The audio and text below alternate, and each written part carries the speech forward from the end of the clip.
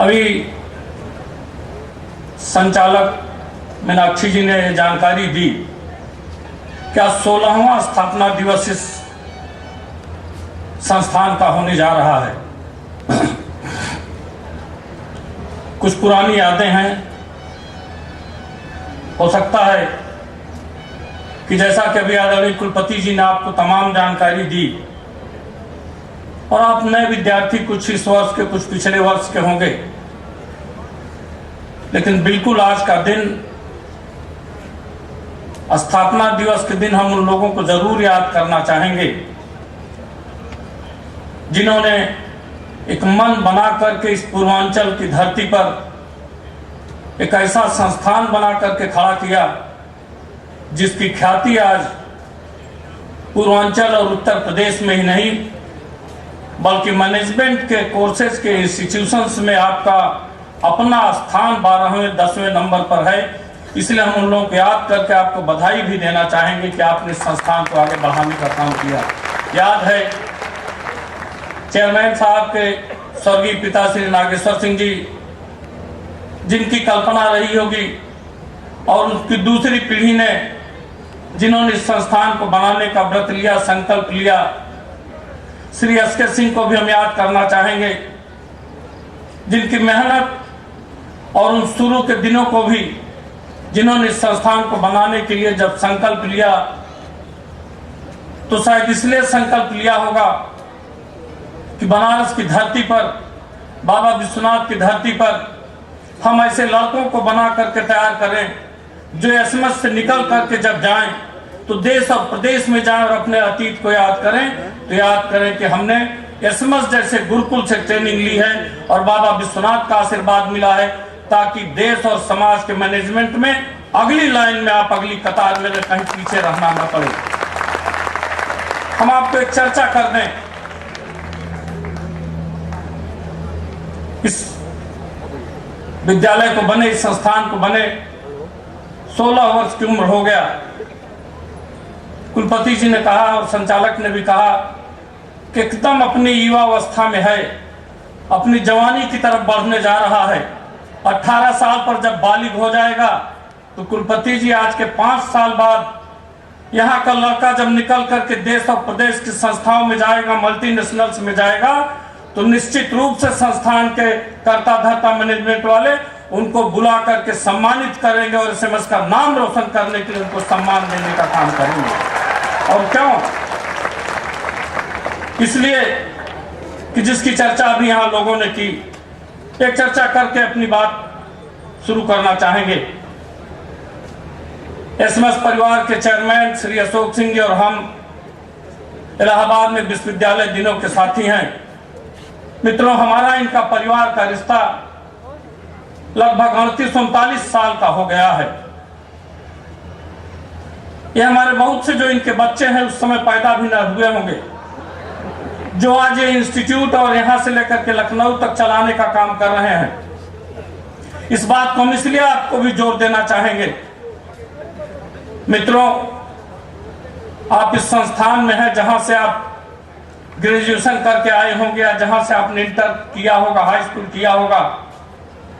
हम ये तो नहीं कह सकते कि हमारी मित्रता ही अंतिम कड़ी है, लेकिन आपको जरूर कहना चाहेंगे एक भाई होने के नाते, बड़ा होने के नाते, कि परिवार की मित्रता निभाने के लिए तैयार रहिए और परिवार की मित्रता दूध और पानी की तरह होनी चाहिए, ताकि दोनों एक दूसरे को बचाने का काम करें। दूध जब गर्म हो जाता है, खौलता है, तो पानी का छींटा मार करके उसकी गर्मी को, तपन को, तपिश को ठंडा किया जाता है। दूध और पानी जब दोनों मिल करके चलते हैं तो दूध की गर्मी से पानी को निकाल करके दूध को गाढ़ा और अच्छा किया जाता है। मित्रों, आज जिस जगह आप बैठे हैं, अपनी मित्रता को कायम रखिए, उस रिश्ते को निभाने का काम करिए। निश्चित रूप से आने वाले जीवन में जब कभी भी अपने इन दिनों को याद करिएगा तो याद आएगा कि हमारा कोई मित्र रहा है और आपको अपने उस दोस्त की याद आएगी।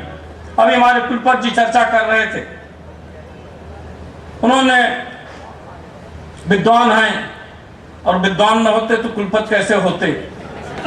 अभी कल भी हमारे महामहिम ने कहा कि हम कुलपतियों के चयन में पारदर्शिता रखते हैं और हमें इस बात का गर्व है कि हम जिस प्रदेश के इस विभाग का जिम्मा हमने संभाला है, हमारे पास जितने कुलपति जी लोग हैं सब किसी न किसी अपने विधा के सबसे बड़े विद्वानों की श्रेणी में आते हैं। तमाम और विश्वविद्यालयों के लोग हैं। हमारे लिए और आपके लिए भी सौभाग्य की बात है, प्रोफेसर रावत राम जी जिनका अनुभव देश और विदेश का है, हम उनका पूरा लाभ नहीं ले पा रहे हैं। आदरणीय कुलपति जी, कल भी हमने कहा आपके एक कुलपति जी ने जितनी संस्तुतियां की, हमने कहा सुधार के लिए जितना आप कदम बढ़ाएंगे उत्तर प्रदेश सरकार 100% आपके साथ है। आपको भी कहना चाहते हैं, जितने दिन का आपका समय बचा है, जितने दिन का हमारा समय बचा है, विश्वविद्यालय को सुधारने में जो हमसे चाहिएगा 100% आपको मदद करने के लिए तैयार हैं। हम तो चाहते हैं, हो सकता है कि हमारी और आपके बात में एकाक मत भिन्नता हो। हम तो गांव से निकल करके आए हैं, आज भी गांव की तस्वीर हमारे सामने है। हम तो उस चौराहे के दोराहे पर खड़े हैं जहां एक तरफ सामाजिक बंधन है, एक तरफ आप जैसा विद्वान कहता है, अध्यापक संघ कहता है और तमाम स्वयंसेवी संस्थाएं कहती हैं कि शिक्षा का बाजारीकरण हो रहा है। सब बड़े घर के लड़कों को यूनिवर्सिटी में पढ़ने का अधिकार नहीं है। हम गांव और तहसील तक डिग्री कॉलेज देने का काम करेंगे ताकि एक एक लड़का यहाँ का ग्रेजुएट बन करके निकले, वो चाहे गरीब के परिवार का लड़का हो, चाहे किसी कमजोर के परिवार का लड़का हो। और आज जिम्मेदारी के साथ आपको भी शेयर करना चाहेंगे। 2007 में हमने जब जिम्मा संभाला, हमारे पास 1700 डिग्री कॉलेज थे, जिसमें आपके एमबीए और बीबीए के भी कॉलेज रहे होंगे। आज 2010 तक हमारे पास 3000 के करीब महाविद्यालय खुल गए हैं, एमबीए और बीबीए के कॉलेज खुल गए हैं। इसलिए और खोलना चाहते हैं। जिसको आज एक वर्ग कहता है कि बाजारीकरण है, हम उसको इस समय उदारीकरण कहते हैं। और कुलपति जी, ये दौर है, अब लड़का बीए में एडमिशन कम लेना चाहता है। आने वाले दिनों में हमें तो चिंता इस बात की है कि 10 साल के बाद हिस्ट्री, ज्योग्राफी और फिलॉसफी, संस्कृत पढ़ने वाला कोई लड़का मिलेगा नहीं। हमारा अनुपात करीब 22 और 24% घट गया है। जो इंटर पास करने वाले लड़के थे वो सब आप जैसे मैनेजमेंट के कोर्सेज में जाना चाहते हैं।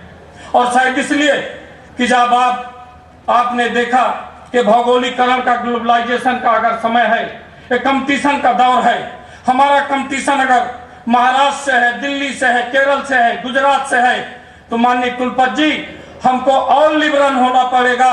और इन लड़कों को शायद हमें कहने आए हैं कि मित्रों, इस कंपटीशन के दौर में आप जिस संस्थान में पढ़ रहे हैं, आपने अपने गरीब माता पिता के उस फीस को यहाँ लगाने का काम किया है, कि इसको चुनौती मान करके चलिए।